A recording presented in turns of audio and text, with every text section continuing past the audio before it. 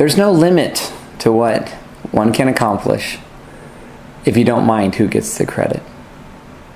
I love that quote, and I hate that quote. Yeah, seriously. I love that quote. It's a great quote, but when it applies to my life, I'm like, no, wait, I kind of want the credit.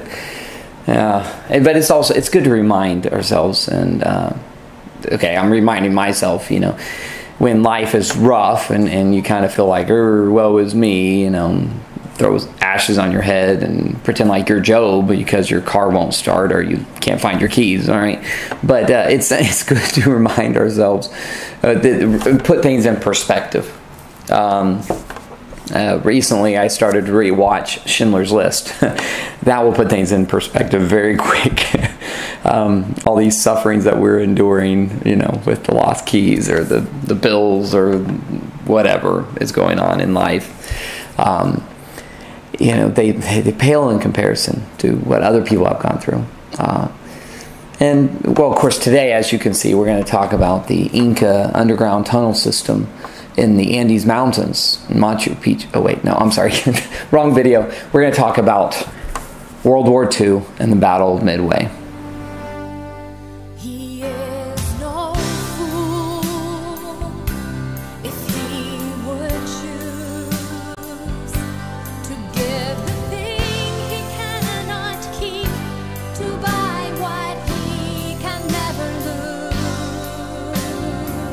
In World War II, there were two theaters. You know, there was the AMC theater and this. Wait, I'm sorry, wrong kind of theater. There are two main areas in World War II. There's the European theater and the Pacific. Now, America got into the war pretty late. The European theater actually started in 1939, but a lot of people don't know this. The Pacific theater, Japanese, actually started with Japan invading Manchuria in 1933. So, in China had been fighting the Japanese for years before the war in Europe starts. But officially the war in Europe starts September 1st, 1939, when Germany invades Poland. Well, America stayed out of the war for a couple of years. We did help out Britain in the Lend-Lease Act. We gave them a lot of munitions and intelligence, and we were trying to help them out, but we were staying out of the war as best we could. Well, that all changed on December 7th, 1941, a day that will live in infamy, the attack on Pearl Harbor. All right, and when that happened, now a lot of people think the Japanese were trying to take Pearl Harbor. They weren't. They really had this, I think it was called the Greater Japanese Prosperity Sphere, you know, typical political jargon. But basically, Japan wanted an empire in the East. Okay, they wanted an empire out here in Japan, China, where they had already been attacking, down into Indochina, which we call Vietnam, this area, Singapore, Malaysia. And then even Indonesia and Philippines, all this. They wanted this. Well, the problem is over here you had Pearl Harbor, and then further east you had America. All right, and so they wanted to take all this territory, and they wanted to take the oil fields in the Philippines. Well, the Philippines were an American colony, so they were like, well, we want to take the Philippines, and we had a base there in Manila. All right, and so they wanted to take this, but they were afraid if they took this, then our aircraft carriers and battleships at Pearl Harbor would sail over there and, you know, mess everything up. So their idea, and it was, I mean, tactically it was a good idea, is you knock out the base here, you sink these ships, or you put it out of action, or you just knock it out for a while. You take all your territory over here that you want to take, and then by the time America rebuilds and comes back, you either have your defenses strong enough, your resources strong enough, that maybe you can defend and sue for peace, okay? And kind of make deals, if you will. Of course, they kind of misjudge America's character. A lot of people do that because it seems at times we don't have much character. But when the going gets rough, America, in the past, and hopefully in the future, America will rise to the occasion. Well, this is one such story. So, the Battle of Midway. So the war starts for America, December 7th, 1941. We get in, but our ships in the attack on Pearl Harbor, we lost the Arizona, the Oklahoma eventually sank as well. A lot of ships were damaged. The interesting thing is in World War II, the battleship was not the premier weapon. the battleship actually had been superseded by, yes, Inca Spheres. No, I'm sorry. Aircraft carrier. Yes, aircraft carrier. This is the Nimitz, I believe. That's what it said on the box. I have no idea. They could have just made that up and I would have believed it. But there is a Nimitz, and speaking of which, Nimitz was the leader or the admiral in charge of the Battle of Midway for the American side. This is an aircraft carrier. This is a modern aircraft carrier. Okay, this is a model of an aircraft carrier. Picky. Okay, this is a model. Take a turn, smile. Okay, this is a model. Needs to eat more. Of the Nimitz. Okay, the aircraft carrier was the premier weapon in World War II. And the aircraft carriers were not in Pearl Harbor when it was attacked. It was good. We didn't have a lot. We had the Lexington, the Yorktown, and I think the Enterprise. Later, the Hornet came on the scene. So we had about 3, maybe 4 aircraft carriers in the Pacific when the World War II started. Okay. Now at the Battle of the Coral Sea. So anyway, Japan attacks. They knock us out. They start attacking everywhere. They take the Philippines. Eventually, takes them a number of months. Corregidor and the Bataan Death March and all this. So there's all this history over here. But they take this, okay, and they take it pretty quickly. And now America's trying to come back in, and we're like, where do we come? Well, there's Australia down here, so we kind of come down there to help them out, protect Australia. We want to keep Australia. You know, we think Japan may try to take them. So we go into Guadalcanal. There's a Battle of the Coral Sea, I think in April or May of 1942.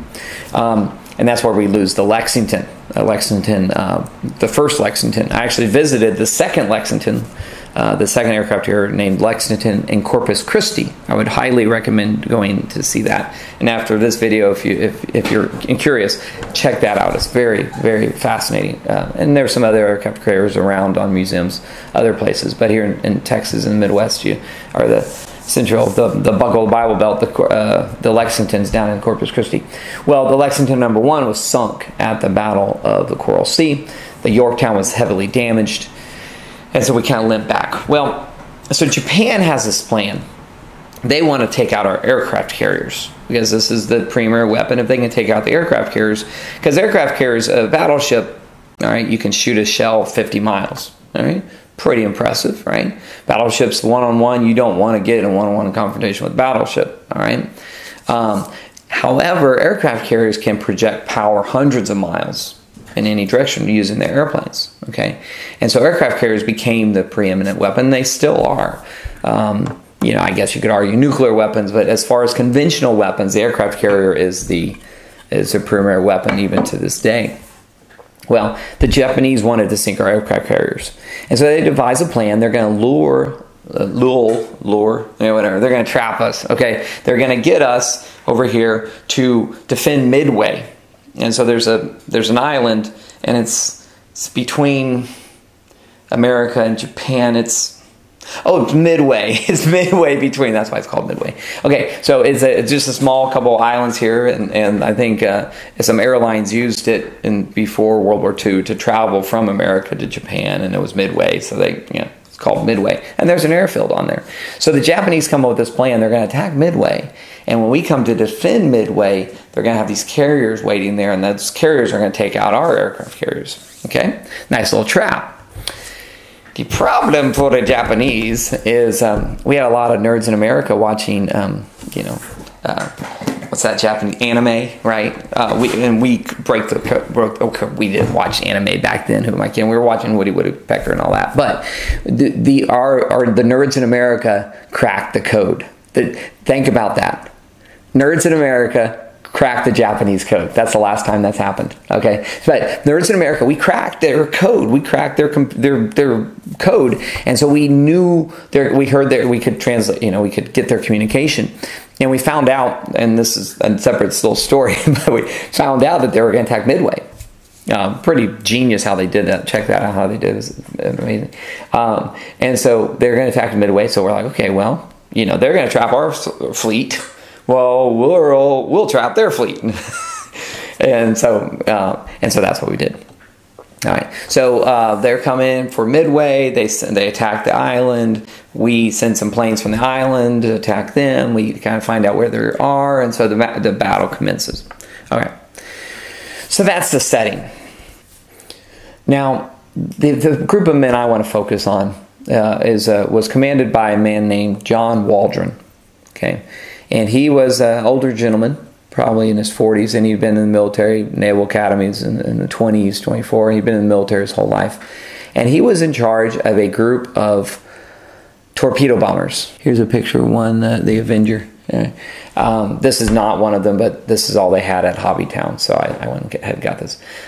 So a torpedo bomber basically flies in nice and low, all right, and there's a torpedo underneath, and it releases the torpedo. So if it's taking an attack on this carrier here, it comes in nice and low, it releases the torpedo, and then veers off. But it has to come in nice and low on the horizon, if you will, toward the aircraft carrier, release the torpedo, and get the heck out, dodge. All right, so that's what a torpedo bomber does. All right, America also had dive bombers, the Dauntless dive bomber.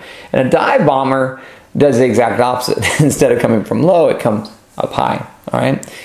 And the dive bombers would drop bombs straight, and torpedoes. Okay, so those were basically the kind of offensive weapons we had. We also had fighters. The fighters were mainly to protect the aircraft carriers and to escort the bombers to their destination. Well, okay, so the story of Torpedo Squadron 8 from the Hornet, John Waldron's group.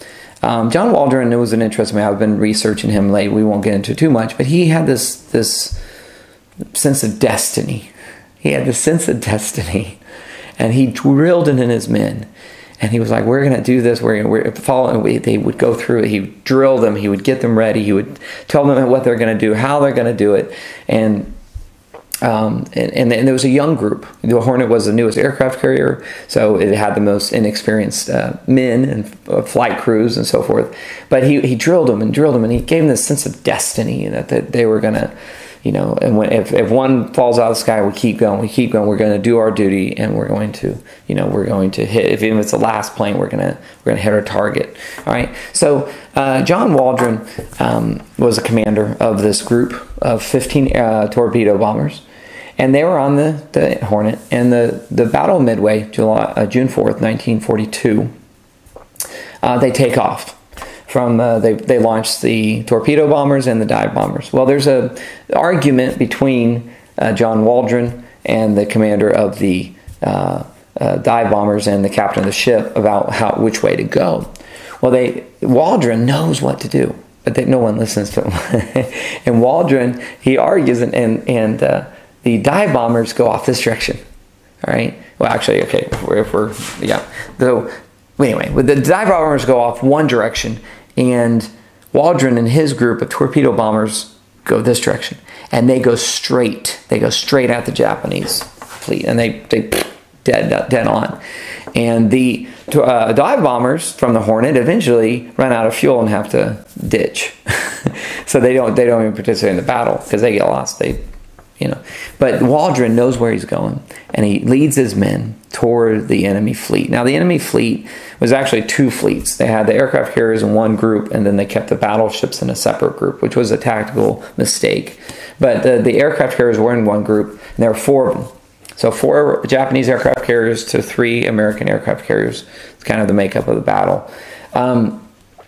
Now, up until this point, Japan had never suffered defeat. Japan was invincible, it seemed. They were taking the Philippines, they were taking Singapore, they were taking whatever they wanted. The Coral Sea was kind of a draw.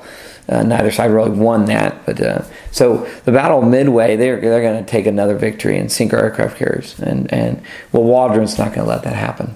So he and his men, they go. And, I don't want to get to life lessons too quick. But there's a lot of life lessons in this, and at the end of the movie, end of this video, I'll get into them. Okay, so Waldron, his men. Now there are 3 aircraft carriers, so there's 3 of these torpedo groups. Okay, Torpedo 8 from the Hornet, and there's one from the Enterprise and one from the Yorktown as well. Well, one of the problems is as you come in, these torpedo bombers are slow, and they have to get on the horizon as they approach their target. Okay, and the Japanese have their fighter aircrafts, their Zeros and so forth, that are around the boat, called a combat air patrol. Okay, and so these aircraft and the guns on this, and the guns on the cruisers and the destroyers and all the different ships surrounding these aircraft carriers, because you don't just send aircraft carriers alone, you put destroyers around them, cruisers and other ships around them to provide cover. Well, as these torpedo bombers come in, now the battle's been going on all morning. Random groups. The American strategy is just throw everything we can at them, and coordination is second to just get it out there, because we know we have to go on the attack. We have to go on the offensive, because the Japanese have more aircraft carriers, better crews, more experienced crews. They participate in Pearl Harbor and these other places. So these guys know what they're doing, and we can't wait for them to attack and find our aircraft carriers. They know where Midway is, obviously, but Midway can't be sunk, but the ships can. All right, so we have to go on the offensive. So we throw a lot of aircraft at them, and a lot of them get shot down. Well, when it comes to Torpedo Squadron number 8, they're not infamous. They're famous because Waldron was right, and his men came in one at a time. They were actually, I think, while I was reading, they're actually grouped up so that they could cover each other. But they come in order, and they just go straight at the Japanese carriers. And they do their duty. And they get slaughtered. They get slaughtered. They get shot down. The Zeros knock them out of the sky. Not a lot of the flak, from what I was reading, but mainly the Zeros, they just shoot them out of the sky, one after another. 15 planes, all 15 are shot down, including John Waldron, who dies in his plane. Of those 15 planes, every single one is shot down, and only one man survives. George Gay is the only survivor. He actually lets go of his torpedo, climbs above the ship, and then has to ditch on the other side of his torpedo. Guess what? They did it. All those men, they sacrificed their lives. They came in, they stayed true, they performed their duty, they released their torpedoes, they did everything they were taught to do. Waldron had drilled them well. They did everything right. And their torpedoes malfunction. Their torpedoes don't explode, or they sink, and they don't. Not a single hit. And George Gay now sits in the ocean and he watches the rest of the battle. It's interesting. I'll put a link to his eyewitness account of the battle. It's fascinating. And he talks about Commander Waldron. And I think about those men. I don't even know most of their names. I know John Waldron's name. I know George Gay, since he survived. And they did everything right. When you do everything right, shouldn't you have victory? When you do everything right. They did everything right, and they died. But Yorktown, their torpedo bombers come in. The Enterprise, their torpedo bombers come in, and they get slaughtered too. I don't know. I mean, they didn't all happen at once. The first group came in, and the next group came in 10 minutes later. But I imagine, as you're seeing this, or you're watching, what if you're the 15th plane in Waldron's squad? The 15th plane, and you see the first 14 get shot down.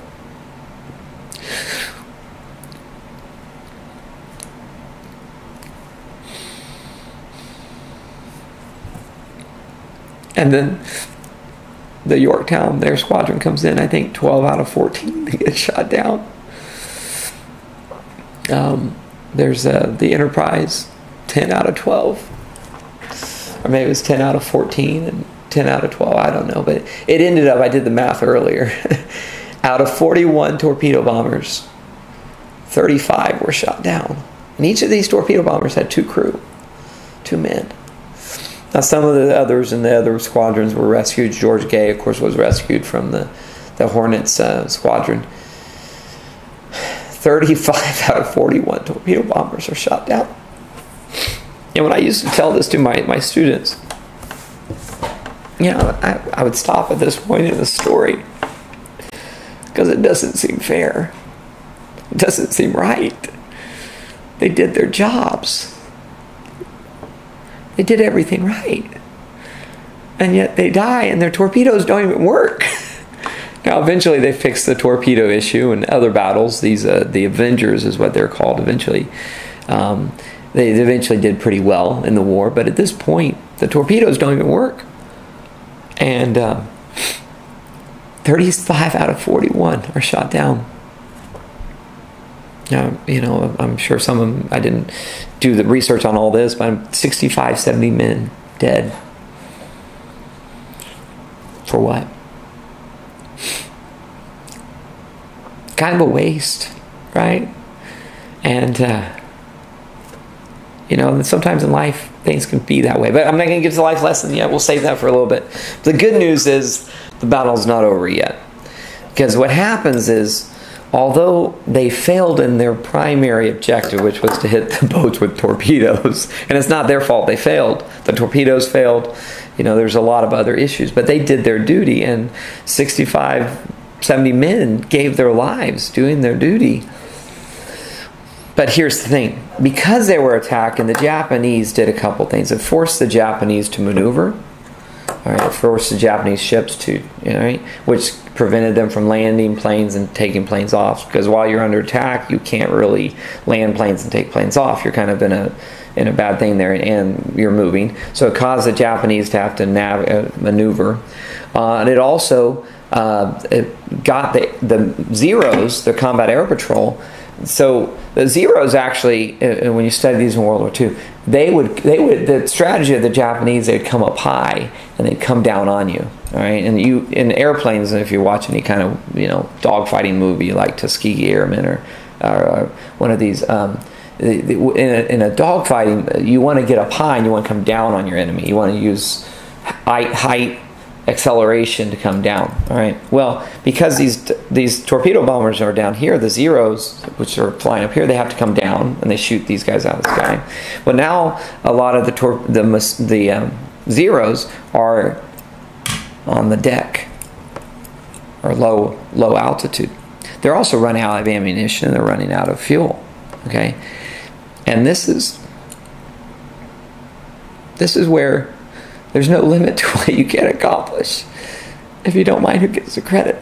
Because those torpedo bombers, they gave their lives and they did their duty. And they never saw the outcome. Because while their airplanes are sinking to the bottom of the Pacific, the dive bombers show up. Dive bombers show up from a different direction. Because the dive bombers got lost. Well, of course, the Hornets dive bombers never even made the fight because they didn't listen to Waldron. They never were in the fight, and they had to ditch the airplanes. Now, most of those pilots survived, but the dive bombers had gotten lost. They came around, so they're coming from a different direction. So the aircraft carriers, the Japanese aircraft carriers are looking on the horizon because they just shot down 35 torpedo bombers. Their airplanes are down on the deck. They're looking on the horizon for more torpedo bombers. And that's when the dive bombers come from a different direction, come down. And within, I think it was like 10 minutes, dive bombers from the Enterprise, Yorktown, and Hornet, within 10 minutes, they had put bombs into 3 of the 4 aircraft carriers. One of them sank pretty quickly, but they damaged all 3 of them, and all 3 of them would eventually sink from the damages inflicted in the next 10 minutes. And the 4th aircraft carrier was eventually hunted down and sunk that night. So I think about this story, and you can check out the details. It's a fascinating story. It's a fascinating battle. But this changed the Pacific War. This changed it. From that point on, we never lost a battle. We lose men, and a lot of men still, there are still many men that sacrificed after that point in the Pacific, but we never lost another battle.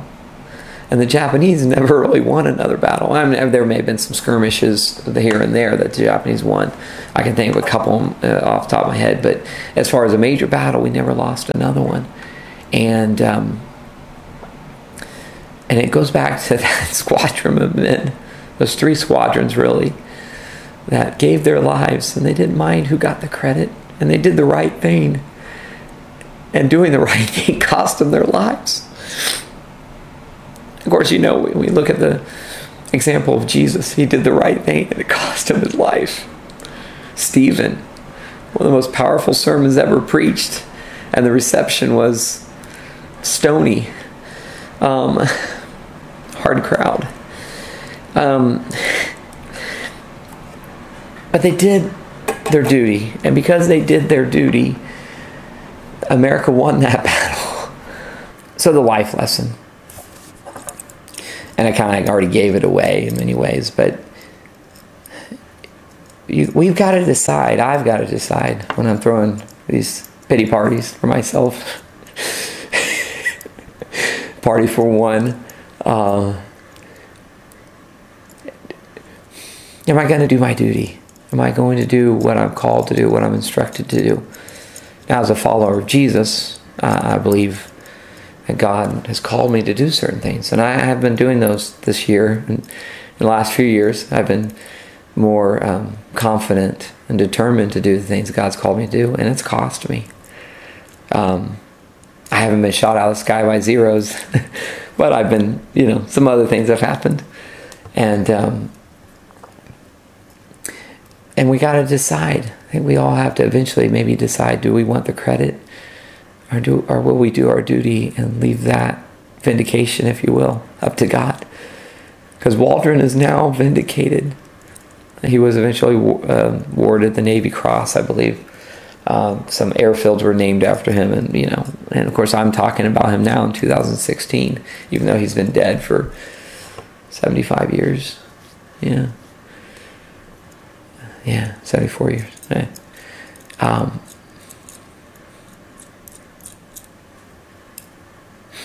Will we do what needs to be done no matter who gets the credit?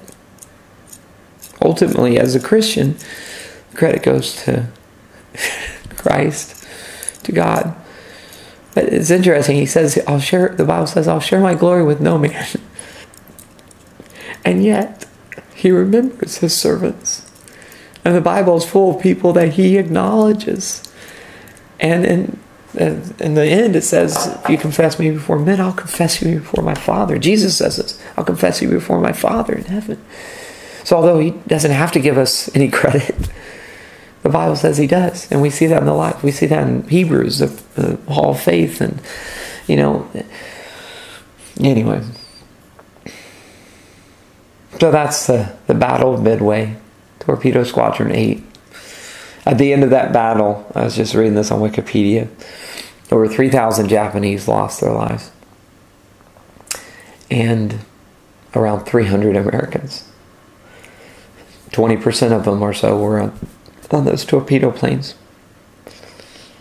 But how many lives did they save? I think about these men in World War II, and in other wars as well. But World War II is kind of a war I'm especially interested in. They had families. A lot of them had wives, children. We lost 40,000 men in that war. It's a lot of wives. There's a lot of children that are left behind. I wonder, but how many lives did they save? You can tell about the video now, but there's another little anecdote I remember from the Battle of Tarawa. No, it wasn't Battle of Tarawa. There's another later on in the war, we started doing island hopping as we moved toward Japan. And one of the problems And we encountered this in Okinawa and Iwo Jima, especially Okinawa with the kamikazes. Well, one of the problems is when we land our troops on an island, we'd have to keep our fleet there to protect the troops. Well, there was one battle, I forget which, I'll put the battle name down here, but there was one battle, it was around the time of Tarawa. We took Tarawa. We lost a lot of men, a lot of Marines on Tarawa. And I studied that battle and made a diorama of it and was really interested in that battle growing up. But around that same time, we attacked that island and we attacked another island. And the other island, the soldiers were so afraid of getting hurt that the general kind of went really slow. And he didn't do his duty, and he didn't push his men. And they eventually took the island, but it took a lot longer than it should have. And maybe if they pushed harder, more men would have died. Well, the problem is, you know, maybe they lost, I don't know, maybe they lost 100 men, and they might have lost 150 men taking that island. Well, the problem is because they were being slow, and they weren't doing their duty, and they weren't making haste to take the island. The fleet that was out there protecting the soldiers on land was vulnerable, and a Japanese sub came in and sank one of the aircraft carriers. This is later in the war. And I always kind of remember that because that aircraft carrier, it went like that. It cracked in half and sank, I think 800 men, if I remember correctly. 800 men lost their lives on that aircraft carrier. So a lot of times, the sacrifices Waldron made, the sacrifices people make, we don't even know. We don't even know how many lives they've saved. Because Waldron, I mean, by taking out those aircraft carriers, how many more lives would have been taken by those planes? How many more lives would have been lost? And yet, because we took out those aircraft carriers, we were able to win the war quicker. You know, who knows? But the opposite, you know, when people go slow, when we don't do our duty, it may not even affect us. It may affect somebody else, and you know, God knows. And maybe, I think one day, maybe we'll see these connections. Maybe we'll see, hey, when you made that choice, that good choice, when you did the right thing, you suffered for it. By you doing the right thing, this person was saved. This person was saved. This person didn't lose their father. This wife didn't lose her husband. I don't know, got that butterfly effect, but we do. We're connected. We affect. The choices we make affect other people. We don't always see. Most times we don't see those connections, but they're there. You know, I think of one of my favorite stories in the Bible is the story of Joseph. How you know, his brothers did him wrong, but he kept doing the right thing. And every single time he would do the right thing, it actually got worse for him. Not the most encouraging story in the Bible until you get to the end. When you get to the end, you're like, wow, it was worth it. Well, I don't think Joseph's worth it when he's 31 years old sitting in that prison, having his whole life done the right thing. I mean, I'm sure he made mistakes, okay. But as far as the tendency that you know, I was thinking about this. I was reading a book by Michael Heiser about the unseen realm, but he was talking about how sin is bad, okay? But David sinned, and that was bad. What he did was very bad. But he was loyal to Yahweh. He was loyal to God, to Yahweh. Is Elohim. I was reading today about David Ziklag. He encouraged himself in Yahweh is his Elohim. He encouraged himself in the Lord his God. And so he sinned, but he was loyal to God. And we all sin, but are we loyal to God? Are we loyal? And our loyalty is when he tells us to go out the carrier. Do we go out the carrier? You know, we may cuss as we're dropping our bombs, as we're being ripped apart by bullets. Okay. But are we loyal? Are we obedient? Even if it's Uriah, and you're loyal and you're obedient, and your king betrays you. But let's think about this. Give me some names of some Hittites. See, again, God didn't have to do that. But we know Uriah's name. Even though he was betrayed by David, his king. We know his name. And his name is in the genealogy of Jesus. Look it up. It says David, David begat Solomon by Bathsheba, the wife of Uriah. So the Hittite. That's the only Hittite I know about. I know about the Hittites. They lived in Anatolia and Cappadocia and Turkey. But I don't know the names of them. The only one I know is Uriah. So even though he was betrayed, God vindicated him. Anyway, no limit to what we can accomplish if you don't mind who gets the credit. It's a challenge.